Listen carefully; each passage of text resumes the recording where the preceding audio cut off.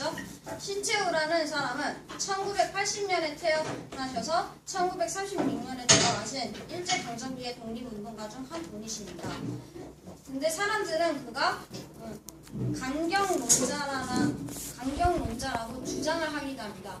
왜냐하면 그는 무력을 사용하는 무장투쟁을 강요했기 때문인데요. 사실 그는 식민지 민중과 제국주의 국가 안에서 제국주의를 반대하는 행위를 펼치기도 했습니다. 사실 그의 신채호의 사상에서 아라는 것은 자신이 아이고 자신의 인식을 하고 있는 비아라는 것과 맞선 것을 말하는데요.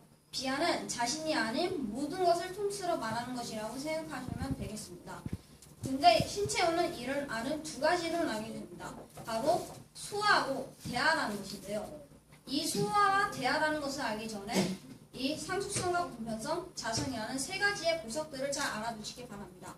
먼저 상속성이란 시간적 차원에서 아의 생명력이 오랫도록 지속이 되는 것을 말합니다.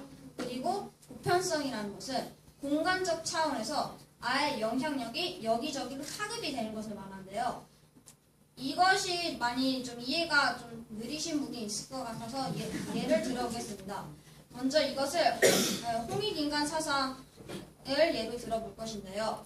이 홍익인간 사상을 상속성과 연결을 하자면 옛날 구조선 시대부터 그 홍익인간 사상이 지금 현대 시대까지 내려오고 있는 것을 상속성과 연결할 수 있겠습니다. 그리고 보편성과 연결을 하자면 당군의 홍익인간 사상이 그 당군이라는 개인의 사상에서 이제 여러 사람의 사상이 된 것을 보편성과 연결할 수 있겠습니다. 마지막으로 자성이라는 것이 남았는데요. 이것은 그냥 나의 나됨, 자신의 성격이나 인격이라고 기억하시면 되겠습니다. 이제 본격적으로 소아의 대아에 대하여 알아보도록 하겠습니다. 먼저 소아란 방금 전에 말한 자신의 성격이라고 말씀드렸던 자성이라는 것 같습니다. 반면 대아는 상속성과 보편성, 자성 이 세 가지를 모두 갖습니다. 제가 생각하기에 소아가 대아보다 덜 좋다고 생각합니다.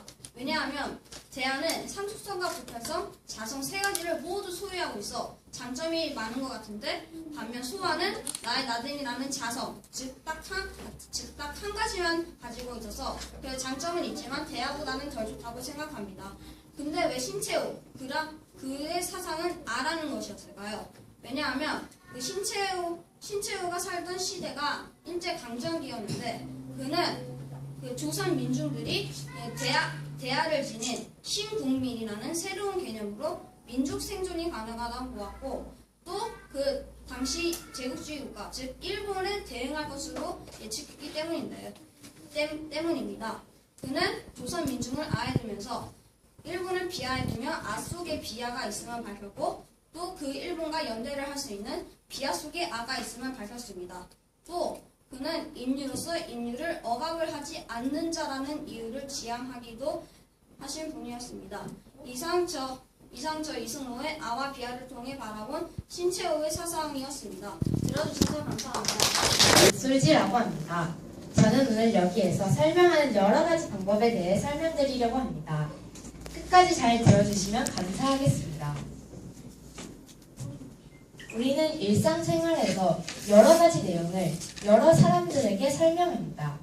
상황에 따라서는 설명하는 방법이나 설명하는 형식이 달라지기도 합니다. 하지만 어떤 철학자들은 설명에는 형식과 조건이 있다고 말하기도 합니다. 설명은 주로 왜라는 질문에서 시작됩니다. 그리고 대답에 따라 좋은 설명이 될 수도 있고 좋지 않은 설명이 될 수도 있습니다. 예를 들어 사과는 왜 떨어질까? 라는 질문을 했을 때 우리가 귀찮을 때 자주 하는 그냥 이라는 답변은 좋지 않은 답변입니다. 하지만 바람이 불고 그 바람이 나뭇가지를 흔들고 그 충격이 사과에게로 전달되어 사과가 떨어지는 거야 라는 답변은 햄펠의 설명 방법에 맞는 좋은 설명입니다. 햄펠의 설명 방법은 크게 두 가지로 구성되어 있습니다. 첫 번째로 피설명항에 대해 설명드리겠습니다. 피설명항이란 결론, 즉 설명하는 주 내용을 뜻합니다. 두 번째로 설명항이란 피설명항을 설명하기 위해서 먼저 제시된 조건, 즉 전제를 뜻합니다. 하지만 햄펠은 여기에 조건 두 가지를 더 추가했습니다. 첫 번째 조건은 보편 법칙입니다. 보편 법칙이란 모든 사례들에게 두루 적용되는 법칙을 뜻합니다. 또 하나로는 선행 조건이 있습니다. 선행 조건은 피설명항을 설명하기 위해 먼저 제시된 또 다른 조건을 뜻합니다. 예를 들어 여기 유명한 세 문장이 모든 사람은 죽는다, 소크라테스는 사람이다, 그러므로 소크라테스는 죽는다 라는 문장이 있습니다.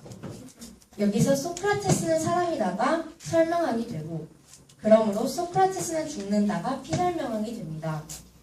또 모든 사람은 죽는다가 보편 법칙이 되고, 소크라테스는 사람이다가 선행 조건이 됩니다. 하지만 햄펠의 설명 방법에는 약간의 문제가 있었습니다. 그것은 바로 모든 사람이 설명이라고 생각해도 햄펠의 설명 방법에 맞지 않으면 설명이라고 인정할 수 없다는 것이고, 모든 사람은 설명이라고 생각하지 않는데 햄펠의 설명 방법에만 맞으면 무조건 설명으로 인정되어야 한다는 점이었습니다.